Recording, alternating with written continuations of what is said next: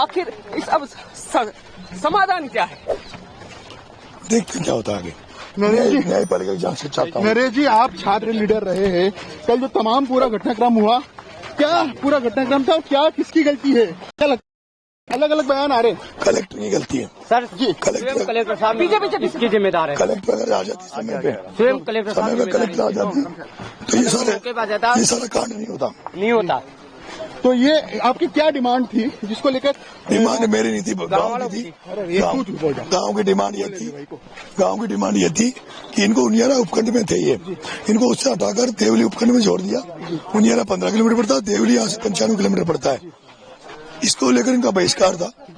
मैं इनको समझाने आया था, इन्होंने कहा जब तक यहाँ नहीं आ जाती, कलेक्टर नहीं आती, जब तक कोई वोट नहीं करेंगे। इसी बीच में एसडीएम ने जबरदस्ती नौकरी हटाने की दोस्त देते हुए एक महिला आंगनबाड़ी से, एक मास्टर से, आंगनबाड़ी के पति जो अपंग था उनसे ये कहते हुए कि क्या नाम, तुम्हें सस्पेंड कर दूंगा, तुम्हें नौकरी से हटा दूंगा, तुम वोट डालो।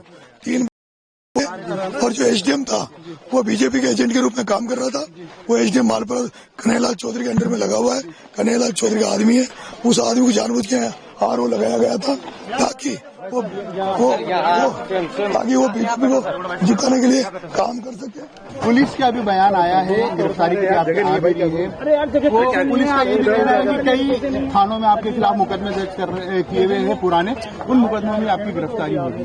अब चूंकि आप सार्वजनिक जीवन में भी आ चुके हैं, चुनाव लड़ रहे हैं, उसके बाद ये पूरा जो कल घटनाक्रम हुआ उसको पूरी किस नजरिए? देखिए,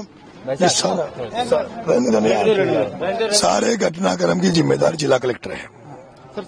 इस गांव ने बहिष्कार किया था चुनाव का बहिष्कार इस गांव ने किया था। इनकी मांग थी कि भाई हमें उनियारा उपखंड में थे, हमें हटाकर देवली उपखंड में जोड़ दिया और उनियारा हमसे 15 किलोमीटर पड़ता है, देवली हमसे 95 किलोमीटर पड़ता है, हमें वापस से उनियारा में जोड़ा जाए। बहिष्कार को लेकर हम बैठे थे। हमने गाँव की मांग थी भाई कलेक्टर यहाँ गाँव में आए। हमने कहा कलेक्टर को बुलाओ, कई बार कहा, कलेक्टर नहीं आई। लगभग 11-12 बजे हमें ये सूचना लगी कि एसडीएम जो यहाँ पे है, जो भारतीय जनता पार्टी का कन्हैयालाल चौधरी के इशारे पर काम कर रहा है, उस व्यक्ति ने 3 लोगों को जबरदस्ती कि तुम्हें नौकरी से हटा देंगे, सस्पेंड कर देंगे।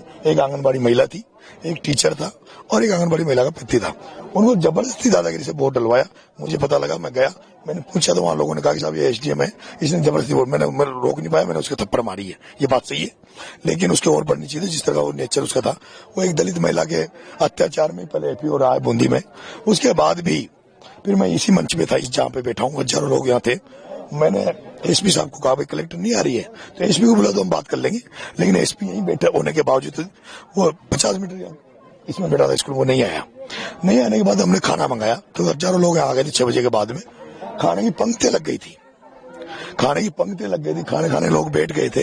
लेकिन हम जब पिकअप रोक रखी थी, हम जब वहाँ गए पिकअप को लेने तो मेरे को वहाँ पुलिस ने गिरफ्तार करने की कोशिश की। मुझे पुलिस ने गाड़ी में बिठा लिया था। गाड़ी में बिठाने के बाद में वहाँ पथराव हुआ, वहाँ लाठेबाठी जंग हुआ और पुलिस भग गई थी, मुझे छोड़ के अकेले को गाड़ी में। और उस गाड़ी में पथराव हो रहा था, एक उसमें ड्राइवर बचा था पुलिस का। उसके बाद जब पथराव हो रहा था, मैं उस गाड़ी से निकला, मैंने उस ड्राइवर को बचाया, पुलिस वाले को मैंने उसको सेव किया। मैंने कहा भाई ये उसको वहाँ एक उसमें बिठाया। उसके बाद मैं इसी जगह आ गया। यहाँ आया तो मैं इधर से फिर दोबारा फोर्स ने अटैक किया। उनके हथगोले थे, मिर्ची बम थे, जो भी थे, हथगोले की आमना सामना हुआ। हमारे साथियों ने मुकाबला किया। मैं उस समय बेहोश हो गया था। मेरे को यहाँ से उठा के माता बनी इस मुकाबले लगी, बेहोश में था। मेरे को फिर 5-7 साथियों ने उठा के 5 किलोमीटर तक मेरे को उठा के वो लेके गए एक गाँव में पास में। उसमें जाके मेरे को कोई मकान था, वहां जाके मुझे पटका और वहां जाके फिर मैं रात भर फिर मैं उस मकान के बाद खेत में ही मैंने पूरा जायजा लिया। लोगों को वहां से निकालने के लिए कहा भाई सब लोग निकलो, क्योंकि पुलिस अब वो मिर्ची बम से ऐसी हालत हो गई थी इस गांव में, कोई किसी को सांस नहीं आ रही थी, किसी की माँ के काम नहीं कर रही थी। लेकिन उसके बाद जो बाद में बर्बरतापूर्ण जो रवैया पुलिस ने अपनाया, घरों में घुस के माता बहनों को मारा, खून खच्चर घर हो रहे हैं, आपकी गाड़ियां जली पड़ी है, सारी गाड़ियों में पुलिस ने आग लगाई है। और उन्होंने जो नुकसान इस गाँव में किया, हमारे लोगों का किया, वो एक बहुत ही दयनीय है। बिस्तर रात को आ चुके थे, खाने की तैयारी थी, आप जा रहे थे, गाड़ी को रोके। क्या आपको अंदेशा था कि पुलिस इस तरह की कार्रवाई कर सकती है? क्योंकि जिस तरह से अचानक से पुलिस ने लाठीचार्ज किया, क्या आपको ये अंदेशा था? और क्या आप उस समय गिरफ्तारी देने ही जा रहे थे? क्या कुछ माइंड में चल रहा था? मैं गिरफ्तारी देने नहीं जा रहा था। मैं खाना लेने जा रहा था, मेरा खाना आने नहीं दे रहे थे। हजारों लोग यहाँ खाने के लिए बैठ रहे, क्योंकि चुनाव था कल सुबह 7 बजे से। सारे लोग भूखे थे, इस गांव का बहिष्कार चल रहा था, ये गांव वाले पूरे भूखे थे। बिल्कुल, मैं आपके साथ ही था। आप कह रहे थे कि हमारी गाड़ी को रोक लिया, चलिए हम पुलिस को लेकर, तो ऐसा जो रणनीति पुलिस ने बनाई, क्या आप, और कहा जा रहा है कि आपको भी अरेस्ट पुलिस करने की आ गई है, पुलिस क्या आप मैं इंतजार कर रहा हूँ, मैं बैठा हूँ। अभी 60 लोगों को अरेस्ट किया मैं भागने वाला नहीं, कितने लोगों को अरेस्ट किया गया? मैं भागने वाला नहीं, मैं भागने वाला नहीं हूँ, मैं यहाँ बैठा हूँ। आपको लगता है कि ये जो पूरे घटनाक्रम है उसमें कहीं न कहीं जो राजनीति, अब चूंकि आपकी गिरफ्तारी होगी उसके बाद राजनीतिक रूप से भी शिकार बनेंगे?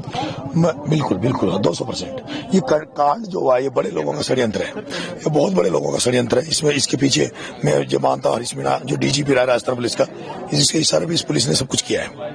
हरीश मीणा पे मेरा खुला आरोप है, और मेरे को पता लगा कि कलेक्टर जो है ये हरीश मीणा के बेचमेट की बेटी है। हो सकता है हरीश मीणा ने इसको यहाँ नहीं आने दिया, और ये बड़ा षड्यंत्र है। बीजेपी की सरकार है, हरीश मीणा पे आरोप लगा रहे हैं। मैं सरकार पे कोई आरोप नहीं लगा रहा, मैं बादल लाल पे कोई आरोप नहीं लगा रहा, मैं कलेक्टर पे आरोप लगा रहा हूँ। मैं हरीश मीणा पे मेरा संदेह है, मेरे को संदेह कि ये सब उसके इशारे पे हुआ है, क्योंकि जिस तरह की वो नेता नहीं करता, जिस तरह से उसने पैसे लेकर राजनीति करी है, वो आज गांव में जा नहीं पा लोगों का विरोध के कारण। और वो इसके पहले षड्यंत्र कर चुका है, वो पंचायतें करवा रहा था समाज के यहाँ, और एक अलग ही माहौल बनाना चाह रहा था, समाज में टकराव की स्थिति वो पैदा करना चाह रहा था। उसके बाद कोई ऑप्शन नहीं बचा, वो चाहता था। मेरे को भी पता है हरीश मीणा बस चले तो मेरे को एनकाउंटर भी करा सकता है, मुझे डर है हरीश मीणा मेरा एनकाउंटर भी करवा सकता है। अब 2 मिनट का ले लें, 2 मिनट का ले लें, पानी मंगा ले यार। किस तरीके से देखते हैं आप, किस तरीके से देखते हैं? कलेक्टर की पूरी हुआ है, कलेक्टर जिम्मेदार इस घटना का, एसपी जिम्मेदार है, ये दोनों लोग जिम्मेदार हैं। आपको 60 लोगों को अरेस्ट किया गया है कल, क्या घटनाक्रम हुआ था? ये आगजनी वो सारे निर्दोष है, पुलिस वालों ने किया, वो सारे निर्दोष है।